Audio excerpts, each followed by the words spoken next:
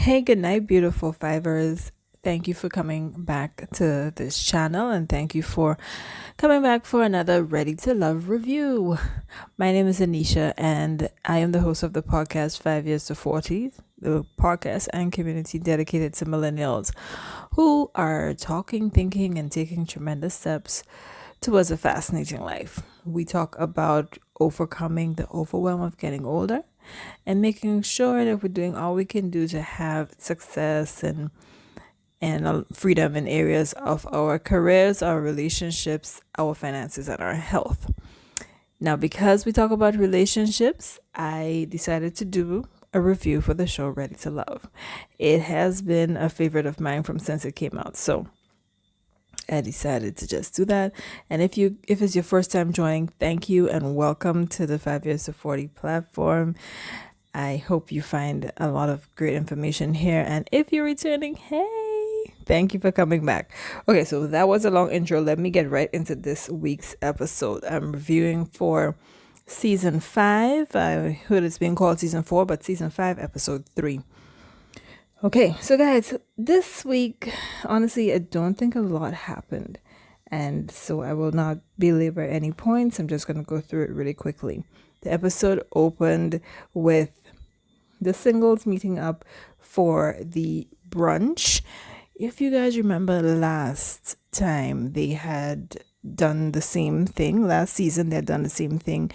The difference is that last season, at the end of the brunch, a woman was eliminated, and that did not happen this time. Nobody was eliminated at the end of the brunch, and what they did is that they gave people a time to date for the week, and at the end of the week, they would be eliminating a male. Right. So everybody gets together, and they're looking cute. Everybody's dressed nicely, and some of the guys got there early. The first lady to arrive is Tasia, and from last episode, Tasia was in the bottom, and Tasia was not happy about being in the bottom at all. Her whole face was showing it, and she spoke about it. She was upset.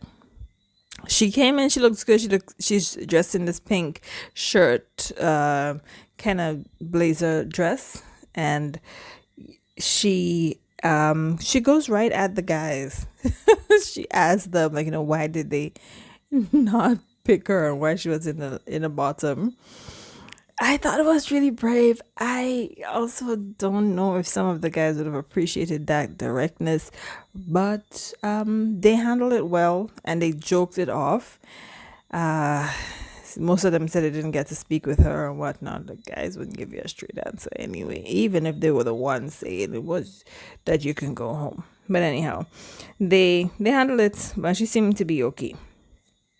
So Tommy comes in, he joins the rest. I don't know why Tommy always needs applause to enter a room. It is strange to me, but hey, I guess he's the host of the show, so why not?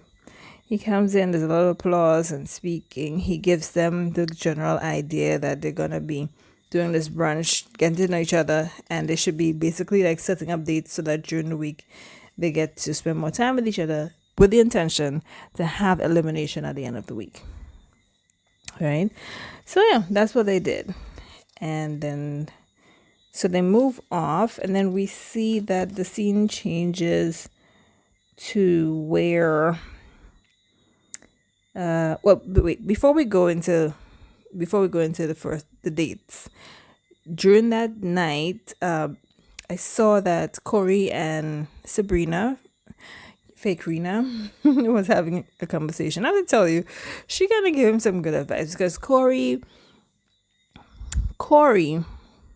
is a guy that I might have to revise my opinion on. I'll tell you what. Corey is actually, I think, not that much of a moron. I think Corey's problem is that he's very shy. It's like looking back at the episode yesterday, I was like, wait a minute. Corey might actually be one of those guys who are so shy that they don't know how to express themselves properly. So they put on this whole facade where they are, loud and funny, and always have to be making a lot of ruckus because they don't know how else to, have a conversation with a woman. And this is probably going to lend to why he's always insisting that, when he wants to take them out on a one-on-one date, it has to be on a one-on-one date when he could, have this conversation with them one-on-one. And then that's his game, that's his place. And I recognize he might have social anxiety, actually. He may not be even so comfortable doing things in group settings. So he could actually be doing this whole trying to get 100 people to go on a date at the same time, and having everything organized and structured and blah, blah, blah, just as a cover for the fact that he's actually nervous. So that is also an opinion I'm working with for him. But Sabrina pulled him aside and they had a conversation, and he was like, he wants to get out on a date. And she's like, well, why do you need to go on a date? Why don't you have me right here? So tell me what you need to tell me right now. And he's like, no, it needs to be on a date. And da, da, da. But she kind of showed him that, look, you could take advantage of the moment right now instead of trying to control the environment with the jokes and the first must be on a first date. Stop trying to control the environment and, take advantage of the situation right now. So, yeah. Then we see that. So then you see that, let's see, what happens next is that they go into the first dates, and Corey actually got to take Numen out on the first date, and it happened as a result of, at the end of the brunch mixer thing that they had, at the end of the night, Numen's car had a flat, and Corey changed it for her, and they started speaking, and she called him after to tell him thanks, and they ended up setting up a date. So he takes her out in nature. It's kind of weird because they're going into the woods. It's kind of strange, but I can tell that Corey's in his element. Like, he's excited, and she is kind because she's accommodating him. And to be truthful, he's funny in like, oh my God, did he just say that funny? But we like funny guys as girls. Corny as hell, but funny. And they have, good, the conversation is certainly not awkward because he is, again, very funny. And some parts of the date got kind of cringy, to be honest, because at one point he was going to take her off. They were sitting on this log and in the woods. It's so true. I feel as though they probably had that date set up in the woods because it is still COVID-ish time, so they probably want them in areas that not a lot of people, or maybe Corey is just different. I'm just pulling at straws right now, but anyhow, so it was kind of cringy because at one point he was trying to take her off the log, and he ended up climbing up behind her, and just some of it was awkward, but it did help us to see Corey's not completely weird. He's not completely a moron. He just probably socially awkward.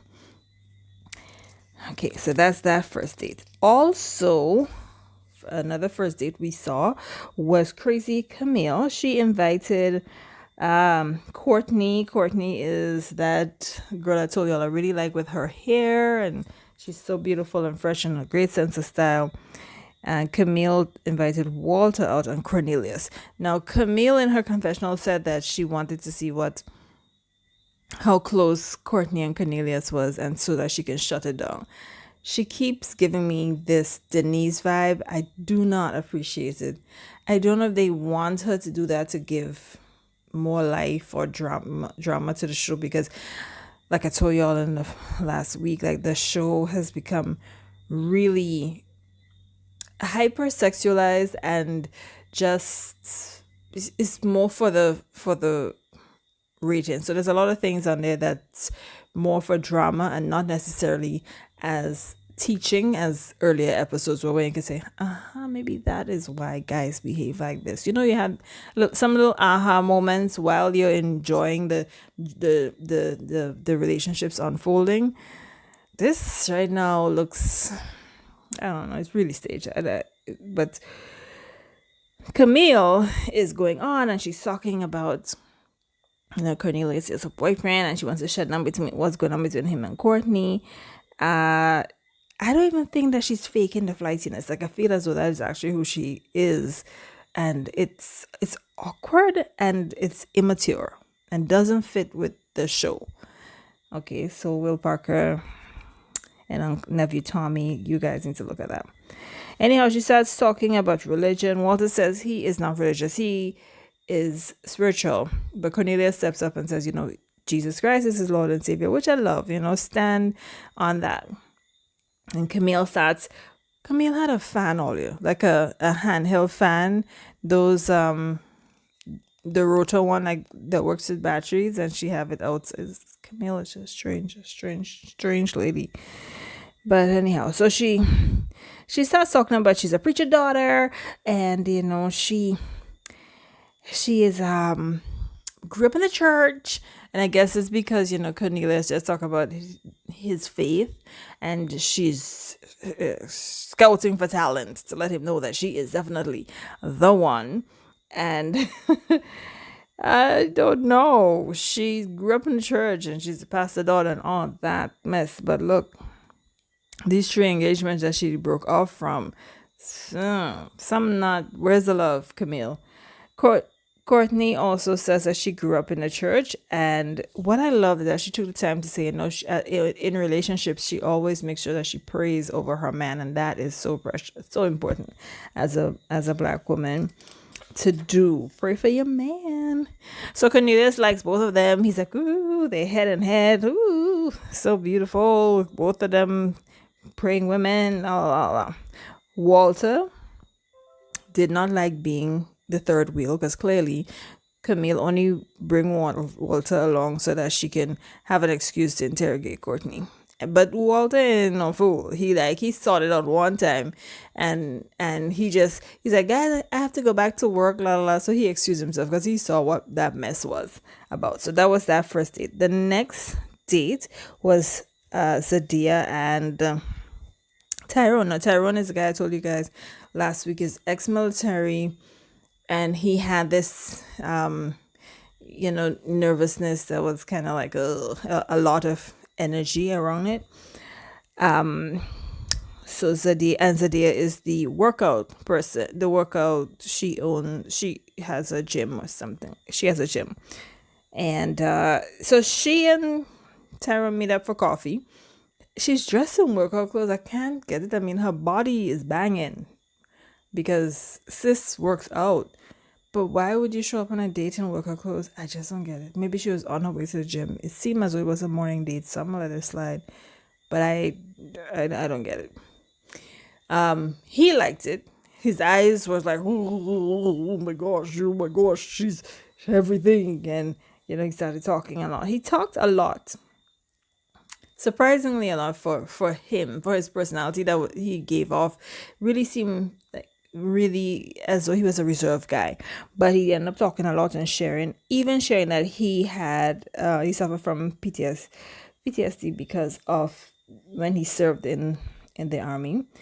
I don't know if she completely grasped the depth of what he was saying, but she seemed interested enough. I think she might have him as a player in the game to keep her in the game, but I don't think she's very attracted to him based on how she responds. I think she's physically attracted to him at all, but they say they're there for love, so sometimes you have to try different things. So let's see where that goes. Next date is Aisha and Carrington. Now I tell you guys last week, I love Aisha because she is just probably one of the most authentic people I'm seeing so far. Comes in with her whole self. She has this good way with bringing conversation out of people, and just kind of disarming them. But she's talking to Carrington, and Carrington is the guy who I told you guys, I'm not sure which team he's playing on, but we just watching. And I don't know. But anyhow, Carrington says, he starts talking to her about past relationships, and she asked him if he's ever been in love, and he couldn't really say. She asked him if he ever cheated, and he said, well, he couldn't cheat because he's never had a girlfriend. And of course she was like, well, I don't know about all that, because never having a girlfriend, he's like 33, never had a girlfriend, so he never cheated, which means you've been in and out of situationships all your life. What does that mean? I feel as though he's young for the show, ready to love, especially in the business that he's doing as a club promoter and everything. And that's not to shut him down, because you could be anything and have any job and decide, I want this real deep, true, heart racing, clenching love, and you can go for it. Doesn't matter where you work or what you do or what age you are at. But based on his responses, I don't want to count him out, but I wasn't convinced that was the right thing or the right time for him. But you have to give people the benefits of the doubt. So anyway, we move on to the next set of dates, and that was with Tasia, Shiloh, Dante, and Naeem, the two bald-headed and bearded guys. There's a few of them well on the show this year. I think I shared that with you guys last week. Some of them really looking almost similar, so you have to kind of watch close and remember the names. But anyhow, so they get together, they're talking, and this date was one of the examples when I told you I found the show to be losing its meaning, because they had a conversation and they were sharing about past relationships, and then they start, well, Shiloh, who is an intimacy coach, starts talking about being sensual and whatever, and okay, fine, girl, whatever, this is what you do, so promote your business, no problem. But then they start talking about things like past relationships and past places they would have been intimate, and I'm like, look, is this high school, like, really? And the two girls actually went ahead and shared their information.